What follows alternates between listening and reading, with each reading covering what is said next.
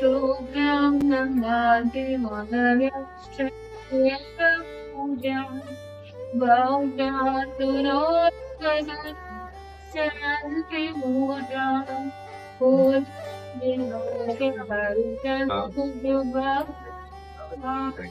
पूजां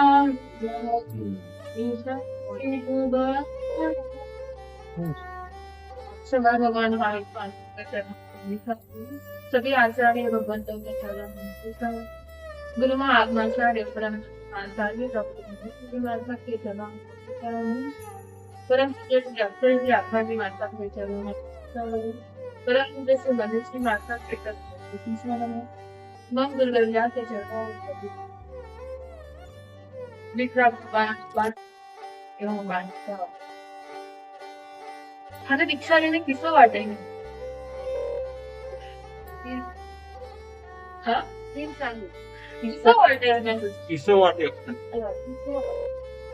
ऐसा प्रश्न आज जब हम दीक्षा लेते हैं, जब मैंने दीक्षा ली तब यह प्रश्न मेरे पास कई लोगों के आगे। अभी शादी का सीजन चल रहा है, आप लोगों के लिए शादी का सीजन है, वहाँ जाना है, यहाँ जाना है। तो जब अपनी आप बेटी की शादी करते हो और कुछ समय बाद जब आपकी बेटी वापस आती है तो समय के लिए तो आप क्या प्रश्न पूछते हो? आप लोग ही पूछते हो, बताइए। मैं तो नहीं पूछा, तो नहीं पूछा, आप बस मुझसे बताओ, कहीं पूछा ये सब सासू किसी थे क्या धंधा किसी है, पूछते हो ना।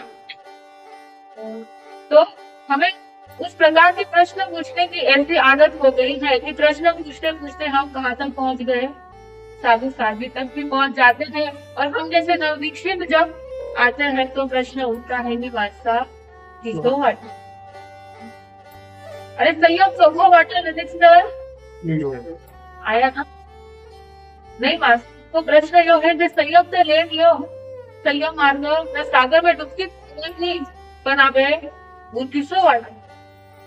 प्राणी के प्रश्न हम अपने बच्चों को पूछते हैं कि ब्याह करने किसको बांटेंगे? ये प्रश्न पूछते हैं क्या? नहीं पूछते। क्यों नहीं पूछते? क्योंकि हम खुद स्वयं ने उनको चुनकर दिया। हमें पता है कि शादी करना या संसार में फंसना टेंशन वाला काम। हम क्या करते हैं? उन्हें शादी के लिए कहते हैं। कोई माता पिता ऐसे है कि मेरा बच्चा युवा हो गया है, मेरी बच्ची युवा हो गई है, तो मैं सोचती हूँ कि इसे जिन शासन के प्रति सौंप दूं। कोई सोचती यहाँ कोई है? कोई नहीं सोचता। जब राइट उम्र आ जाती है तो शुरू मन में टेंशन हो जाता है कि अब इनकी शादी करानी है, अब लड़की ढूंढनी है, अब लड़का ढूंढना है, पर ये नहीं सोचते कि हमें है जिन शासन के बातें पर बिठाना है। इसलिए प्राय हम वो प्रश्न हमारे बच्चे को पूछते ही नहीं है कि क्या कर रहे हैं, किसको बांटे, क्योंकि वो हमें स्वयं ने उसको उसमें रखेला है। और जब एक रास्ते हम आते हैं तो इसलिए पूछते हैं कि हमने स्वयं ने ये रास्ता चुना है, पर्सनल चॉइस थी, इसलिए हमने ये रास्ते पर हम आए हैं। और इसलिए हमें प्रश्न किया जाता है कि दीक्षा लेने किसको बांटे। सही है या गलत? बताइए। प्रश्न तो आप भी करते हो, संयोग मार्गों पर आओ तो भी प्रश्न आप करते हो, और शादी आप लोग भी करवाते हो फिर भी प्रश्न आप ही पूछते। बेटा बेटी अगर आप लोग पूछते हो, फिर भी अगर बेटी घर आती है तो क्या पूछते हो? किसको बांटे पूछते हो ना। और जब हमने स्वयं ने ये मार्ग चुना है, हम अपने बड़ों के पास आए, हमारे बड़ों ने हमें स्वीकार किया है, फिर भी प्रश्न उठता है कि आगा बढ़ा आता नहीं ना मन में ये प्रश्न। आता नहीं कोई नजदीक का हो, मान लो अब हमारी पहचान हुई, कोई मेरे घर का हो तो मुझे क्या पूछता है, या कोई मेरे पास का हो तो मुझे क्या पूछेगा? माता दीक्षा तक है लेगी और धागा बड़ा पूछते हो ना, पूछते हो कि नहीं पूछते हो? जवाब नहीं दो, पूछते। तो मैंने की अभी स्वयं इच्छा से समुद्र में इसकी जरूर बताइए। और इस प्रकार के प्रश्न मेरे पास भी आए, तो मैं उन लोगों को कहना चाहूंगी कि संयोग के साथ में डुबकी तो जरूर लगाई, लेकिन उसमें डुबकी लगाकर समुद्र में डुबकी क्या क्या मिल सकता है बताइए, क्या क्या मिल सकता है ये बताइए। समुद्र में डुबकी, मैंने तो डुबकी समुद्र बोला है।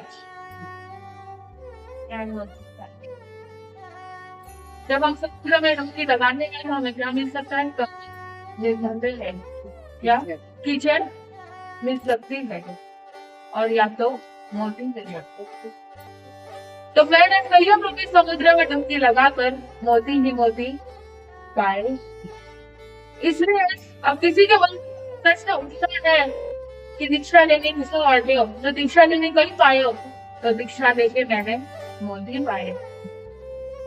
और इस मोती को संभालने के लिए मुझे ऐसे बड़े मिले हैं जिनका सहयोग मुझे आज से 8-10 साल पहले मेरी दीक्षा लेने की भावना हुई, और तब से लेके आज तक मेरे बड़ों का सहयोग मुझे हर दृष्टि से रहा है। चाहे मेरी पढ़ाई हो, चाहे मेरी धार्मिक एग्जाम हो, चाहे मेरी एकेडमिक पढ़ाई हो, हर दृष्टि से मुझे समय दिया जाता है, हर दृष्टि से मुझे सहयोग दिया जाता है।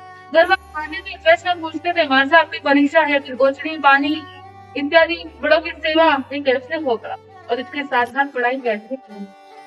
लेकिन साथ बड़ी खुशी से मैं कह सकती हूँ कि मेरे बड़ों का सहयोग मुझे है। जब हमारे घर में किसी की परीक्षा हो, मैं तो सबसे छोटी हूँ, मेरी परीक्षा हो तो बड़े मुंह में रस्सा तक देने को तैयार तत्पर है कि तुम पढ़ो, हम तुम्हारे साथ। तो ऐसे बड़ों का सहयोग मुझे इन सालों में हमेशा मिलता रहा। तो मैं चाहती हूँ कि 3 वर्ष आज मेरी दीक्षा के पूर्ण हुए हैं, तो मैं अपने 3 योगों को और वर्ष में करने की कोशिश और मेरी बढ़ाऊं, और चतुर्थ वर्ष में पदार्पण में कर रही हूँ, तो 4 कषायों को दूर करने की कोशिश में करूँ। आप सब जहाँ पहुंचे हो मुझे बधाई देने के लिए। 3 वर्ष पूर्ण होते हैं, चौथे में पदार्पण में कर रही हूँ। तो प्रवचन के आखिर तक ये जरूर सोच लीजिएगा कि आज मुझे क्या मिलेगा। हैप्पी दीक्षा डे बोलना तो आसान है, सबसे बड़ा गिफ्ट होगा तो कोई मेरा 60 गुना दे दे, है ना। सबसे बड़ा गिफ्ट तो है कोई मुझे 60 दे दे, हम उतना ही कर सकते हैं। अगर तो कुछ ना कुछ संकल्प आज हम जरूर ले। मेरा दीक्षा दिन सार्थक है, महापुरुषों का दीक्षा दिन मनाना तब सार्थक होगा जब हम उनके जीवन की कोई एक गुण को एक बार हमारे जीवन में उतारे और इसको आगे चलाए। तो आज हम संकल्प प्रवचन के आखिरी तक सोच ले और संकल्प करें कि आज से मैं अगले 1 साल तक या मेरे जीवन भर तक के लिए ये नियम का पालन। और श्री संघ को मैं धन्यवाद दूंगी कि बड़ी उदारता के साथ महापुरुषों के साथ साथ मेरा भी दीक्षा दिन है, तो महापुरुषों के साथ साथ आज मेरा दीक्षा दिन भी उन्होंने यहाँ मनाया है। तो श्री संघ को भी मैं बहुत धन्यवाद दूंगी, और यहाँ पे सभी श्रावक श्राविकाओं को भी धन्यवाद दूंगी कि अपना वर्किंग डे है ना, आज मंडे है, तो वर्किंग डे में से भी अपना टाइम निकाल कर मुझे विशेष देने के लिए, शुभकामना देने के लिए आप सब यहाँ पधारे। आप सबका मैं दिल से धन्यवाद देती हूँ। और मल्लेश्वरी माता में एक बात मैं बताना चाहूंगी कि जब मेरी दीक्षा हुई कुछ संयोग ऐसे बने कि मुझे इनके साथ आदि विहार करना, मतलब कि अक्षय श्री माता और मेरे कुछ कारणवश हमारे साथ विहार नहीं कर पाए और मुझे मल्लेश्वरी माता के साथ विहार करना। तो मुझे बहुत डर सा लग रहा था क्योंकि नए है, कुछ पता है नहीं कैसा करना है, क्या करना है। लेकिन इनकी ममता में इन्होंने पहले दिन शाम को ही जब मेरी दीक्षा है उसी दिन शाम को अब बिस्तर कैसे बिछा, ये तो पता नहीं। घर में थे तो बेड थे, आए भी बेड पे कुदी लगा दी, या तो ऐसा नहीं है तो कैसे करा, पूछने में भी डरना नहीं हुआ। पर जब मैं बाहर से अंदर आई तो मेरा बिस्तर तैयार था। मेरे घर वाले स्पेशली देखने आते हैं कि अब कैसे होगा। लोगों को। लेकिन मेरा बिस्तर तैयार था और इस प्रकार तैयार था कि मैंने श्री माता कहते हैं आपकी राजकुमारी के लिए फूलों की शैया तैयार है। अगले दिन विहार करना है। अब विहार की तैयारी तो अलग से हो, चढ़ना है, पेटियां बांध के चलनी है। अब ये सब कैसे करते हैं? गुरु जी होते तो गुरु जी को पूछ लेती थी, पर अब इनको कैसे पूछूं? लेकिन जब मेरे मन में प्रश्न आता है, मैं मुझे पूछने की कभी जरूरत ही नहीं पड़ी। वो मुझे कहते थे कि तू सवेरे उठ के मेरे पास आ जाए। मैं उनके पास जाके खड़ी हो जाती थी। बस अपने बच्चों की तरह वो मुझे पूरा तैयार करते थे और मुझे कहते थे अब तो गाड़ी से अब मैं अपना करती हूँ, फिर हम चलते रहे। और पूरे 8 दिन उन्होंने मुझे इस प्रकार से भी तैयार किया और इस प्रकार से भी हमने विचार किया। तो कभी लगा ही नहीं कि गुरु जी साथ में नहीं। तो ऐसे बड़े हमें मिले हैं कि हम अलग है, ऐसे कभी लगता नहीं। तो मैं आशा करती हूँ कि बड़ों का सहयोग, बड़ों का आशीर्वाद इसी तरह इस मार्ग पर मुझे मिले और अच्छी श्रद्धा के साथ मैं इस मार्ग पर आगे बढ़ते जाऊँ।